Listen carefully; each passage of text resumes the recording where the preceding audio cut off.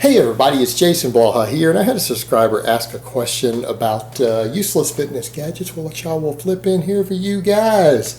And he's basically saying he has a friend who bought this device that measures different things and tells him about his recovery and everything, and he thinks it's extremely useful for triathlons and these other events that he does. So let me put on my +5 hat of weaponsmithing, do a little bit of crafting, and let's talk about it. All right, guys. There's a lot of various fitness devices out there today. Body bugs, all sorts of stuff to help you, again, measure caloric burn, all your heart rate. There's even been some portable ones that people are trying to use for new types of bioimpedance to measure body fat and everything. And you know what? The truth is, most of these things, because of the technology level we're at and what they're actually trying to measure, really aren't that useful for you guys. And this is where it's going to get really interesting. And I'm not saying technology hasn't come along enormously. We live in an era of technological explosion, of gadgetry explosion. I mean, the gadgets that have been invented that we have, that have happened during my adult life, have been downright amazing. And I mean in every aspect of my life. I mean, my cell phone here. My iPhone 6 Plus.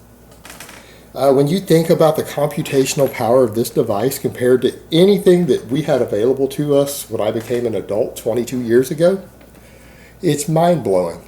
It is mind-blowing.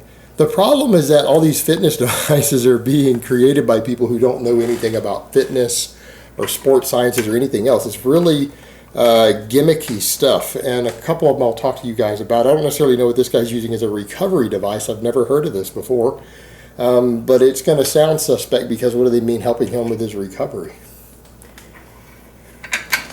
Not even sure what that means. That's something I'll have to look into, but a couple of them that I've looked at have been the ones where people take surface readings now as a new form of like bioimpedance and measurement. They do surface readings to read your body fat based upon a certain area.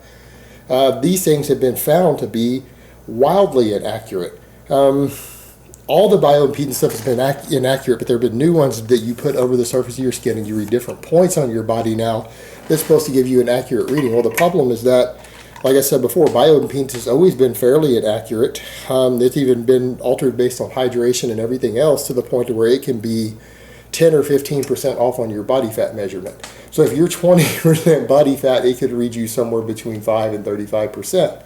Now, these newer devices do this on certain areas and they're supposed to be a little more accurate, but how are they getting a true measurement of your body composition just taking a few localized points? Again, it's not taking into account a lot of different deeper stuff inside of you, like intramuscular fat, intra-abdominal fat. You can't just take a little surface reading and get that. That sounds marginally better than skin folds.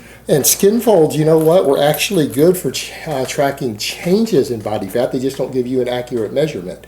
Meaning a person who's 15% body fat might be 10% to one person, 20% to another.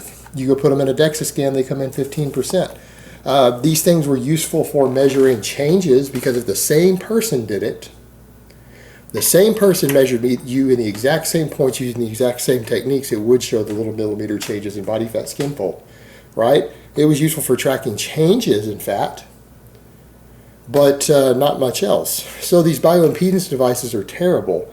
Now, the ones that really shock me are things like the body bug thing. You know, a lot of people will jump up and try to pull something like, well, if I use the Body Bug plus MyFitnessPal app, I'm going to be able to determine my exact calories in and calories out. Well, you know the problem with devices like that? They can't accurately measure that. Actually, that combination of things you just did right there might be the closest tool you have in terms of gadgetry to do it. If you're using an app on your cell phone, yeah, amazing piece of technology. It really is. Smartphones are amazing pieces of technology. Anyone who's a bit older understands that. This is mind-blowing where we've gone with these. And you're using this Body Bug that you wear. Well, here's the problem. The Body Bug, you would have to be wearing it 24 hours a day, 7 days a week, and just wearing it, it rested, checking your heart rate, your body weight, stuff like that is a wildly inaccurate means of measuring your caloric expenditure. You know what we have to do to get it accurate on a human being? You've got to put them in a sealed room. under laboratory conditions, and they actually have to measure the changes in oxygen and carbon dioxide in the room to actually tell you, hey, this is how much fat you burned. That's actually what it takes. They actually have to put you in an entirely controlled environment room. This little device can't gather enough data to tell you that. Just knowing the things that it's capable of reading doesn't tell you how many calories you've burned. It might get you close, but you'd have to be wearing it 24 hours a day on top of that. Just wearing it when you exercise or you're walking, again, not very useful.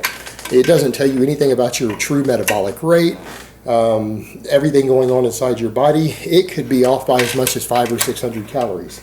Even the best of these devices could actually be off by 500 or 600 calories easily. So you don't know if you burned 3,000 calories or 3,500 calories in a day. Even spending money on one of these devices that you've wasted money on, you walk around wearing it and everyone can see you wearing the device and it's trendy and everything, but it's not actually useful. All right, just because it's trendy doesn't make it useful, and that's the thing with these devices. They become trendy. But then a lot of people would say, but you know, what about the MyFitnessPal? Why'd you throw that in? Do you honestly think you can accurately track your calories? I want people to think about that. Here's the problem with that. All these if it fits your macros people who obsess over every single little gram, I hope you guys realize your digital scale at your house can't actually get you within 1 gram on your carbohydrates. It can't get you within 1 gram on your fats. Like if that's all you have is a digital scale and you don't have any devices that read density or anything else, you do realize that you don't know how accurate that actually is. Meaning, okay, your label of Pop-Tarts or your label of ice cream says, 200 calories per serving, and this serving weighs X amount of ounces or grams, and you weigh it on the scale and you get it to perfectly 200. You do know that those readings, those measurements are plus or minus 10% on a package.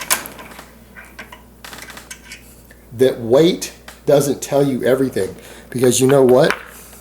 A Pop-Tart that's been exposed to humidity in a more humid environment that has a little more water in it is going to weigh more for the same amount of calories, carbs, fat, everything else than one that's a little bit drier. How humid of an environment it was sealed in, how humid of an environment it's been exposed to, how long you've had the package open will actually affect it up to plus or 10 or minus 10%. Same thing when you do rice. You take your dry rice and you measure it. Fine. You've got a dry measurement on that rice. But there is a little moisture in that rice no matter what. The moisture in the water affects the weight. In fact, water weighs considerably more than your dry rice. Any moisture that's gotten into that rice will increase the weight without increasing the calories or carbs. Same thing with your ice cream. Same thing with your meat. The amount of ice in your actual ice cream. The amount of water versus the milk and sugar and stuff that's been added in will affect the calories, and it's not a perfect mixture. Foods, even these things are not mixed under perfect laboratory conditions where they know it's exactly 17% water. All right, these things are ballpark figures. 200 calories per serving, even on something that you can weigh and measure, actually means like 180 to 220. That's actually what it means. From a legal perspective on the label, that's what it means. It doesn't mean exactly 200. So when you start adding stuff up, you can see how this could become a problem. Your 3,000 calories that you think you're consuming every day is plus or minus 10%. It could be 2,700. It could be 3,300. So your MyFitnessPal only gets you in the ballpark. And if you're using your Body Bug and all this other stuff to try to accurately track your calories, it could be all 500 or 600 calories. You don't know if this is the method you're using, if you're actually consuming 2,700 and eating 3,300, or if you're eating 2,700 and burning 3,300. You could be off on a 3,000 calorie diet with a calculation that you burn 3,000 calories a day. You could actually be overeating by 300 calories or be undereating by 300 calories using that exact measurement. One of them is a clean cut, one's a clean bulk, and the other's a slow cut. These are ballpark figures. That's all you're doing. Tracking changes in scale weight is how we determine roughly what your caloric expenditure is. That's it. And you know what? It fluctuates a little bit. All you're trying to do when you're gaining or losing weight is track your calories accurately enough to hopefully be slowly gaining weight or be slowly losing weight. But even then, you're not always accounting for shifts in water weight. And these devices are no more accurate. These body bugs, these other things, they're not accurate. These bioimpedance surface reading devices, sure, they might cost several $100s, the best ones, but they're not accurate either. But, you know, at the end of the day, they're trendy. They're trendy. You're cool if you have them. Now, you might be an idiot who bought a completely useless product, but it doesn't matter because it's trendy, right?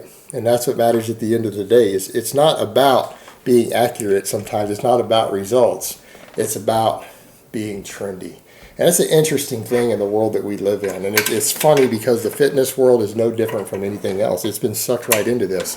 And people legitimately buy things, in this case devices, in many other cases supplements, because they've been convinced that these things are useful. And you know what? Everyone else has them. You go into a gym, everyone else is wearing expensive athletic wear instead of shorts and a t-shirt. Everyone else has the Body Bug on. Everyone else has their protein shaker. If you want to be in the in crowd, you have to have that stuff. Or you can just be intelligent and say, wow, this stuff is all stupid, rip-off, gimmicky stuff, and this is money I could spend on other stuff that I actually enjoy that might help me in some way and enrich my life in some way.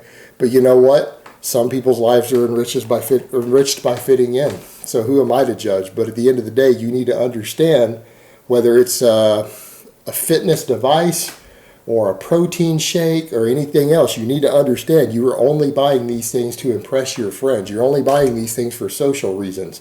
They don't actually really help you. Just something for people to think about.